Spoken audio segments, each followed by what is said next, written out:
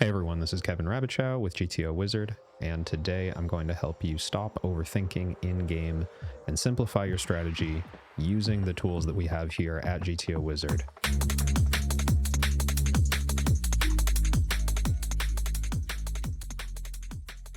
Today I'm going to present 3 quick tips to help you simplify your game, and the first one is to use one-size strategies. In my game, and for all of my students, I recommend using one size on flops, one size on turns, and with some players, I'll introduce split sizes on rivers, but honestly, for all of you out there, you only need to be using one size in all of your aggressive lines on flops and turns. Now, if you're an elite subscriber with GTO Wizard, you're going to have access to the dynamic sizing engine along with the AI custom solve, and that is where all of my strategy building for early streets happens. Let's take a look at a few examples. Here I'm studying a single raised pot, hijack versus button, 40 big blinds effective. This is a spot where a lot of my students might bring me this solution and they would continue right here in the pre-solved environment. Now, if you're not an elite subscriber, but you do want to use the pre-solved environment, I will come back to how I navigate these situations, but my first tip is to go into the AI solve and to make this a single size strategy. Once I've chosen my pre-flop situation, I'm going to click right here, load this screen, and my preferred settings as I scroll down here is to have this on dynamic one size with all in always added. And that's true for flop and turn. Like I mentioned on rivers, I do think it's okay to split your sizes, but let's focus on flop and turn for now. I'm going to create that solution, and I'm going to look at the pre-generated strategy compared to the one with multiple sizes. Now, first of all, I believe it's a lot simpler to play a big size and a check than it is to mix all those sizes we were using in the original solution. Second, I want to point out that almost no EV has been lost.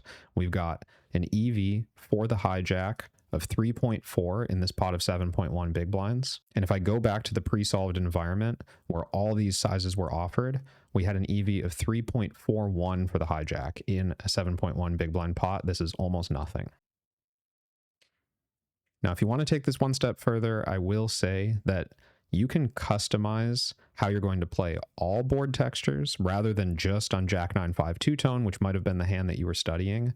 And that's by doing a custom report. I'm not going to cover that in this video, but if you click on reports with a custom solution open, you'll see that you can now generate a custom report, and that's going to run that one size strategy across all flops. I do think that a lot of attention gets put on choosing the best bet size when you're playing a one size strategy, and I want to push back on that a little. First, let's establish a baseline. If I removed betting entirely for the hijack and I just forced a check, the EV for my strategy drops down to 3.33 out of 7.1. This is about 1% of the pot lost. So honestly, the worst mistake you can make with building your strategy is to never bet. And that means the worst mistake you can make in this c-betting situation is 1% of the pot. The bar is pretty low. You're not going to make a big blunder here. So it's okay to basically choose any single size strategy. Now, with that in mind, that you can never bet this flop and lose no significant EV, I want you to take comfort in the fact that any bet size you are comfortable with is going to be fine. So if you want to simplify to a one size strategy of 33% out of position, because that just fits with the rest of your game plan, I fully encourage that. And you can see by building this custom solution, you're going to have an EV of 3.38, very close to the maximum EV that you can get in this spot as the hijack. You can apply the same logic to most turn situations. And you can see here, if the flop goes check, check, and the turn is a deuce, we have the same bet size on the turn that we would have used on the flop. This is a heuristic that I like to use in my own game, which is that whatever my flop c-bet size was, is the same size I'm going to carry over to the turn in the delayed c-bet line if the board doesn't change. Now that's a heuristic that took time to build, and I want to get to that in a second as I move through the other tips that I have for you to simplify your game. Now that we're on the same page about using just one size on flops and turns, I want to talk about how to simplify your game on the river. My number one tip, especially to advanced poker players, is to stop randomizing. In recent years, we've spent too much time looking at very complicated solutions, trying to mimic them and using a bunch of mixing and randomization in spots that don't warrant it. And to me, the spot that hurts players' win rates the most when randomizing is river play. You have an opportunity to take all of your poker knowledge, all the information you accumulated through this hand, and make a good old-fashioned decision of whether your opponent has it or doesn't have it. And for great poker players, those are some of the most profitable spots in the game. I want to encourage you to use our node locking environment to find ways to make more pure decisions on the river and stop randomizing. To illustrate my point, let's continue with the previous example and check it all the way down to the river. We're playing this hand as the hijack, and the river completes a lot of draws. It's the 7 of diamonds. Now, when we check and we face a river bet, we might be tempted to look at the solution and determine whether we made a good fold or a good call. For now, I'm going to ignore raising. Now, the very nature of river spots is that a number of your bluff catchers will be strictly indifferent unless they have a super relevant blocker. And of course, on the other side, a number of bluff candidates will be indifferent. That's what happens when we reach equilibrium. If I go to the hand class filters and I just zoom in on some potential bluff catchers like ace high, a low pair, third pair, you can see that a ton of them are mixing. Pocket 4s is mixing, pocket 3s, king 5 suited, ace 5 suited, a number of hands that are very close to 0 EV because our opponent is doing a good job of balancing their bluffs. Or are they? Let's go back to the button strategy and click the node lock. And I want to just look at hand classes. This is one of my favorite parts of the updated node locking interface, by the way. I find it very intuitive to think of what my opponent would do in this spot in terms of hand classes, because this is kind of how humans think about building ranges. As the imposition player on this run out, would they be value betting second pair? I'd like to start node locking on the extreme end of assumption making, which is just, I don't think someone's going to value bet in position when this many draws complete unless they have top pair or better. So to build in that assumption, I'm going to go to hand frequency and I'm going to put pure check on the hand classes that are definitely showdownable, but are weaker than top pair. So I'm not going to click off king high or worse, but I'm going to take all the ace highs, the low pairs, the third pairs, the second pairs. These hand classes are just going to check. So with the value betting threshold set at top pair plus, I want to apply these changes and I want to make sure to click this here to make sure that previous nodes on this street are locked. This is an important addition to the node locking because I've seen many players mistakenly leave the previous nodes unlocked. And what would have happened on the river is that hijack would start adjusting their range before they check in response to what they're seeing button do after they check. By locking previous streets, that's not going to be an issue. Now, by changing the value threshold and also removing ace high bets, which were some of the bluffs, I can investigate those particular hands again. King 5 suited is now a pure fold. Ace 5 suited is still close, and this is notable. Pocket 4s is now close across all combos. The suits don't seem to matter. Same with pocket 3s, the suits don't seem to matter. So this cleaned up some of our decisions, but not all of them. At this point, I'm going to go back to the strategy and take a finer look at individual combos. I don't think it's necessary to node lock again at this point. Now, some hands have moved around between the two different bet sizes that are offered here on the river, but I'm going to continue to focus on facing the smaller 68%. I'm also noticing that ace deuce suited snuck in here as bets sometimes. It looks like fifth pair didn't get filtered out properly, but regardless, I think we can analyze in here what are the hands that we're not so sure our opponent would make this play with, right? So is king 10 suited always betting? I do think that's somewhat reasonable. You know, as we get down to the king high hands that don't have diamonds, they're going to look like they have no showdown value, and I do feel like that's a realistic bluff. The queen 10 as well.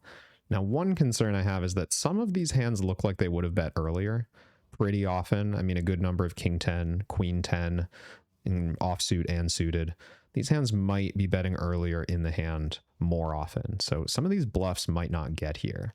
And as I look around for other bluff candidates, I'm reminded of the ace highs that were mixing in some bets. I feel pretty confident that ace high isn't going to bluff, but maybe you would think against your opponent, ace high would bluff. But at this point, all I'm trying to do is determine with any of these break-even hands over here, such as ace 5 suited, that are dead zero right now and have no impactful blockers in either direction, can I take one piece of info away from what I think is unrealistic in that button strategy to swing this to a pure call or a pure fold? If you can say with a great deal of confidence that either some of these value bets that I set to check would be betting, or that some of these bluffs that are currently betting would be checking, then you can find yourself a pure decision with any bluff catcher that doesn't have relevant blockers.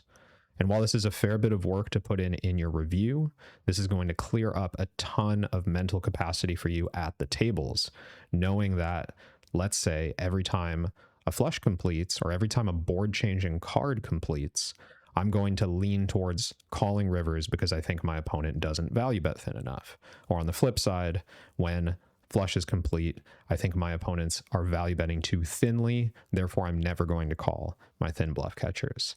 Coming up with broad rules like that for how to play in game is exactly what I'm recommending next. My last tip for simplifying your game and avoiding overthinking is that heuristics are better than specifics. This applies in complex spots like multi-way post-flop, but it also applies to spots like bluff catching the river, as I just showed you, in an attempt to find a pure decision. The more heuristics you can build to guide your decision-making process in-game, the less you need to think about sim recall and theoretical concepts while you're in the moment or on a shot clock. If your goal is to stop overthinking, then putting more heuristics in place, building more rules to follow in-game is going to free up that space for you. An important area I'm going to highlight to build heuristics like this is multi-way post-flop, and I'm just going to go back to the pre-flop setup I was using before, but instead of closing the action with button calling, I'm going to add the big blind calling as well. Now we have a three-way spot that we can analyze with post-flop AI, and in this interface, you're going to want to add fixed bet sizing, as this is the only setup allowed for three-player solutions at the time of filming. What I would recommend, especially because we solve street by street at GTO Wizard, is it's not that important to get every bet size perfect across all streets, as the engine's going to assume perfect play on future streets. I think it's perfectly sufficient to get these solutions started, to apply the same settings across all players, and to add a 25% bet size so that small bets are allowed. You could add a smaller raise size or change this to geometric sizing, but for this situation, I think these settings are perfect. Now, as the hijack, my goal in learning the c-betting strategy is going to be, how can I put together a rule that tells me how to approach multi-way spots in relation to how I would have approached a heads-up spot? Now, the first thing we can do is test a few bet sizes. Let's try and get this down to a single size strategy that matches pretty well with what we know from heads-up spots. First, I'm just going to remove the smaller bet size and put in exactly what we had for the heads-up spot that the dynamic engine determined was the best size. Our EV barely changed in that spot. We started again at 3.41, and now we're sitting at 3.4. Now, from my point of view, it would be totally fine to stop right here and to decide that as the hijack, our rule is going to use the same bet size that we would have used heads up against the button, except that we're going to cut down our betting frequency because we're multi-way. This is me jumping to a heuristic pretty quickly, and I would encourage you to do a few more experiments and run a few more solutions before drawing that conclusion, but I feel pretty safe in seeing that that's a fine strategy. Now, the other thing we might do is test a few bet sizes, for example, going smaller, in this case, cutting the size approximately in half to 33%. Now we get to play a more aggressive strategy with a higher betting frequency, and our EV is basically unchanged, still sitting at 3.41. If this is more suitable to your game plan, an alternate heuristic I would recommend is we're going to cut our bet sizes in half when multi-way in comparison to how we would have played the spot heads up. So if we were using the recommended 68% previously, this is going to mirror that pretty well in terms of strategy, but the bet size is cut in half. Regardless of what rule you come up with for yourself, the point here is to reduce the mental load that we need in-game to make these sorts of decisions. You can see using GTO Wizard, it's not that hard to put together a strategy and to study it, but finding the best or perfect strategy is not necessarily what you need to be doing. I hope now you have a better understanding of how GTO Wizard can help you simplify your strategy. Using these and a number of other powerful features in our program, you can put in the work ahead of time to trim down all the different parts of the tree that are causing you confusion in-game and show up to the table just ready to execute. Put in the work ahead of time so that you can stop overthinking at the table.